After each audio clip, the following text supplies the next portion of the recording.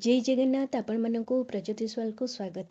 काली हूँ आमर चंद्रग्रहण समस्ते जानी सारे जे काली दोल पूर्णिमा।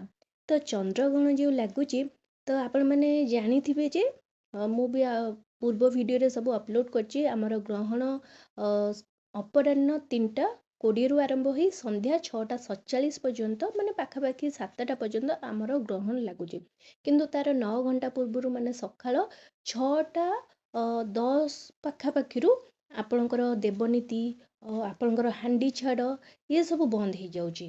तो तो आपण मैंने मोटामोटी हिसाब रे आपण सूर्योदय रु सूर्यास्त पर्यंत आपणकर ग्रहणटी लगुच। आउ से टाइम रे मु आपन कहतली कौन खाइबे कौन नहीं किंतु एबे देखंतु फास्ट क्वेश्चन हो जे आमे जानले सिने आमे कौन खाइबे कौन नहीं ग्रहण केते लगुच किंतु आमर केउ जिनसटी मारा हो जाउची केउ जिनस मारा हेबनी माने आमे छुईले भी सेटा मारा हुए नहीं।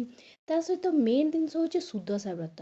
तो सुदशा व्रत जो मैंने नुआ व्रतधारी करिसेंती एबे जस्ट जाइची किछि दिन पूर्वरु तो से जो नुआ व्रतधारी हुंतु के पुराणा व्रतधारी से मैंने जो व्रतटी पिंधुचंती सेटा मारा होउची कि नाही मध्य मु आपनको ए वीडियो रे कहबी। फास्ट चलन जानबे जे केउ जिनस आपनकर मारा हो जाउची। देखंतु आपण जहाँ भी धरक सकाळ 6टारे आपण ग्रहण लगुच से तापठू आप तो रोषे करें पूरा चुली बंद ता पूर्वर आपण जेकोसी खाद्य बनई थे जमती कि आपण जदि रुटी पूरी परोटा पिठा भी डालमा कि तरकारी पियाज रसुण हो कि बिना पियाज रसुण खाद्य हो जहाँ भी आपण बने था सहित इडली मुआ पिठा पोड़ पिठा जहाँ भी आपण बनई थे तो से सबू ग्रहण जिते छाड़ो तो से सब मारा हो जाइए कारण आपण सेटा रंधायुक्त खाद्य तो ग्रहण छाड़ा माने सेगुड़ा मारा हो जाए आ सेगुड़ाक आप चेष्टा करेंगे जे ग्रहण थिबा अवस्था माने जिते ता पूर्वर खाई देइथिबे 3टा पूर्वर आमती नष्ट हेनी आपण ताको फोपाड़े जदि आपण किसी बड़का रही जाऊँ धरक रुटी एक्सट्रा बंचीगला कि आपंकर इडली कि मुआ पिठा कि पोड़ पिठा किसी बंची जाऊँगी ताको आपण फोपाड़ देबे जो ग्रहण छाड़ो आपण घर धुआ पोछा करेंगे तो से समय से जिनस गुड़ाक मारा हो जाए ताको आपण फोपाड़ देबे। ग्रहण छाड़ सारा पर से जिनस आपण खाइबे नहीं खाइले आपण भी भल नुहे आपण देह भल नुहे तो सहीटा आपण फोपाड़ देबे। ता व्यतीत जदि सीजा क्षीर अच्छी ठीक अच्छे सीजा क्षीर मारा हो जाए आउ दही दही देखु आपड़ जदि दहीटा को छू ना रखी दौरान माने बिल्कुल भी ग्रहण समय बिल्कुल छुईबे नहीं ताहले सेटा मारा हबनी कारण सेटा अमृतर गणा जाए तो से मारा हबनी किंतु ता उपरे दही उपरे गोटे आप कौन करेंगे ग्रहण लगे पूर्व माने सकाळ 6टा पूर्व आप कौन करेंगे गोटे तुलसी पत्र पकईदेवे ठीक अच्छे से पकईदेले से पूरा शुद्ध होकर रहा। सेमिति आपण छेना जदि आप चूड़ा कदली खाइले तो से जो आप छेना कि नड़िया कोरा ये सब आपन जदि व्यवहार करुँच जदि से छेनाटा को आप छुई कर माने करुँच सहित आप नड़िया कोरा टोटाल कोरी देइचंती नड़ियाटा आप कोरी देइचंती कि भांगी देइचंती से नड़िया आपणकर मारा हो ठीक अच्छे कि आपण फलमूल खाइले कटा फलमूल जदि किसी आपणकर बंचीगला से फलमूल आपणकर माने कटा जिनस जदि आप कटा लेंबू है कटा फलमूल है जहाँ से जिनस आपणकर मारा हो आपन धरक लस्सी किसी बनई कि पणा बनई सेटा जदि बंची जाऊँगी सेटा आपणकर मारा हो से सब जिनस आप ग्रहण जिते मुख्य समय सरीज 7टा पर आप से सब जिनस फोपाड़े ता सहित आप धरक पोड़ा तेल माने आप गोटे जगार एमती आम था ना माने गोटे तेल रे छणाछणी हुए से जगटा रही थाए तो से तेल ग्रहण शेष हो सारापर सेटा भी मारा हो जाए माने यूज तेल जहाँ भी थाए सेटा भी मारा हो जाए तेणु से तेल फोपड़ा हो जाए। तो क्यों जिनस मारा हुए ना देखो आपणकर कंचा क्षीर दही ये सब अमृत सदृत ସଦୃଶ ତ ସେ ସବୁ ଜିନିଷ ଆପଣଙ୍କର ମାରା ହୁଏ ନାହିଁ।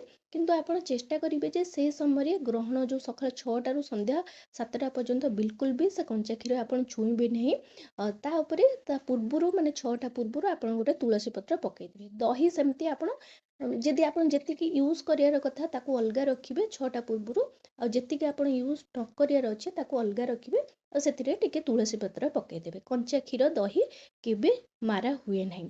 ତା ସହିତ ତେଲ ଲୁଣ ଏସବୁ ଜିନିଷ ମଧ୍ୟ, ଯେମିତିକି ଚୁଡ଼ା, ମୁଢ଼ି, ଏସବୁ ଜିନିଷ ମାରା ହୁଏ ନାହିଁ। କି ଆପଣ ଯାହା ବି ଶୁଖିଲା ଖାଦ୍ୟ ଯେମିତିକି ହଳଦୀ ଲୁଣ ଯାହା ବି ସେସବୁ ମସଲା ମସଲି ସେସବୁ ମାରା ହୁଏ ନାହିଁ। କିନ୍ତୁ ଆପଣଙ୍କର ଅଦା ରସୁଣ ପେଷ୍ଟ ଯଦି ରଖୁଛନ୍ତି ସେଟା ମଧ୍ୟ ମାରା ହେଇଯାଇଥାଏ। କି ଆପଣ ଅଦା ରସୁଣ ପେଷ୍ଟ ରଖି ଦେଉଛନ୍ତି ଫ୍ରିଜରେ, ତ ସେ ଜିନିଷ ବି ମାରା ହେଇଯାଇଥାଏ। ଠିକ୍ ଅଛି।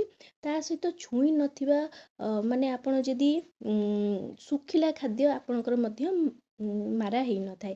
ଫଳମୂଳ ଆପଣ ଯଦି କାଟୁନାହାନ୍ତି ତ ସେଟା ମଧ୍ୟ ଆପଣଙ୍କର ମାରା ହେଇନଥାଏ। ଯଦି ଆପଣ କାଟି ଦେଉଛନ୍ତି ଗୋଟେ ଫଳମୂଳକୁ ତାହେଲେ ସେଟା ମାରା ହେଇଯାଇଥାଏ। ଠିକ୍ ଅଛି। ଆପଣ ଯଦି ଫଳମୂଳଟେ କାଟୁନାହାନ୍ତି ସେମିତି ଗୋଟା ରହୁଛି, ଯେମିତି କଦଳୀ ହେଲା, ଆପେଲ ହେଲା, ଗୋଟା ଜିନିଷ, ନଡ଼ିଆ ହେଲା, ନଡ଼ିଆ କୋରିଦେଲେ ସେଟା ମାରା ହେଇଯିବ। କିନ୍ତୁ ଗୋଟା ନଡ଼ିଆ ଯଦି ଭାଙ୍ଗି ନାହିଁ ସେଟା ମାରା ହୁଏ ନାହିଁ। ଠିକ୍ ଅଛି, ବୁଝିଲେ। ତା ସହିତ ଆପଣ ଘିଅ ଏସବୁ ଜିନିଷ ଆପଣଙ୍କର ମାରା ହୁଏ ନାହିଁ। ସୁଦଶା ବ୍ରତ ମାରା ହୁଏ କି ନାହିଁ, ଦେଖନ୍ତୁ ବ୍ରତଟି କେବେ ବି ମାରା ହୁଏ ନାହିଁ। ଠିକ୍ ଅଛି। ତ ବ୍ରତ ଆପଣ ଭାବନ୍ତୁନି ଯେଉଁମାନେ ନୂଆ ବ୍ରତଧାରୀ କରୁଛନ୍ତି କି ପୁରୁଣା ବ୍ରତଧାରୀ, ତ ବ୍ରତଟି କେବେ ବି ମାରା ହୁଏ ନାହିଁ।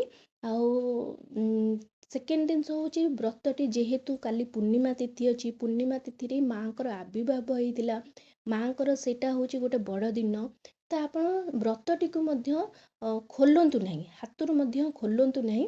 ଯଦି ଆପଣ ପାରୁଛନ୍ତି ଯେତେବେଳେ ଆପଣ ମୁଣ୍ଡ ଧୋଇ ଗାଧେଇବେ ସେଇ ସମୟରେ ହଳଦୀ ଟିକେ ଆପଣ କ'ଣ କରିବେ ସେଇ ବ୍ରତରେ ଲଗେଇଦେବେ। ଠିକ୍ ଅଛି। ମାନେ ହାତରେ ଥିବ, ଆପଣ କ'ଣ କରିବେ ହଳଦୀ କିଛି ଆଣି ଯେତେବେଳେ ଗାଧେଇବେ ମୁଣ୍ଡ ଧୋଇ ଗାଧେଇବେ ସେଇ ସମୟରେ ସେଇ ବ୍ରତ ହାତରେ ଥିବ, ଆପଣ କ'ଣ କରିବେ ଟିକେ ହଳଦୀ ଲଗେଇଦେବେ ସେଇ ବ୍ରତରେ, ଯେମିତି ପୁରା ନୂଆ ଚକଚକ ଦେଖାଯିବ। ତ ହଳଦୀ ଟିକେ ଲଗେଇଦେବେ। ଆପଣ ନିଜେ ଯେତେବେଳେ ମୁଣ୍ଡ ଧୋଇ ଗାଧଉଛନ୍ତି ସେ ସମୟରେ ଆପଣ କ'ଣ କରିବେ ଗଙ୍ଗା ଜଳରେ ମଧ୍ୟ ଗାଧେଇ ପାରିବେ। ଆଉ ସେଇ ଗଙ୍ଗା ଜଳ ମଧ୍ୟ ଆପଣ କ'ଣ କରିବେ ଆପଣଙ୍କ ବ୍ରତରେ ମଧ୍ୟ ହାତରେ ଥିବ ଟିକେ ଲଗେଇଦେବେ, ପୁରା ଭଲସେ ଧୋଇଦେବେ। ମାନେ ବ୍ରତ ପିନ୍ଧିଥିବେ ଆପଣ ଧୋଇବେ, କିନ୍ତୁ ବ୍ରତ କେବେ ବି ମାରା ହୁଏ ନାହିଁ। ଆଉ ବ୍ରତ ଯେହେତୁ କାଲି ପୂର୍ଣ୍ଣିମା ତିଥିଟି, ତ ପୂର୍ଣ୍ଣିମା ତିଥିରେ ଖୋଲିବା ଉଚିତ ନୁହେଁ ମୋ ମତରେ। ଆଉ ତାପରେ ସେଇଟା ଆପଣଙ୍କର ଇଚ୍ଛା, ଆପଣଙ୍କୁ ଯାହା ସୁବିଧା ଲାଗିବ ଆପଣ ସେୟା କରିବେ। ଏହିପରି କିଛି ରହିଛି ଆମର ଗ୍ରହଣ ସମୟର କଥା। ଆଶା କରୁଛି ଭିଡ଼ିଓଟି ଆପଣମାନଙ୍କୁ ବହୁତ ପସନ୍ଦ ଆସିଥିବ। ଯଦି ଆସିଛି ତାହେଲେ ଏଇ ଚ୍ୟାନେଲକୁ ଜଲ୍ଦି କରି ଲାଇକ୍ ସେୟାର ସବସ୍କ୍ରାଇବ୍ କରିଦିଅନ୍ତୁ। ନମସ୍କାର।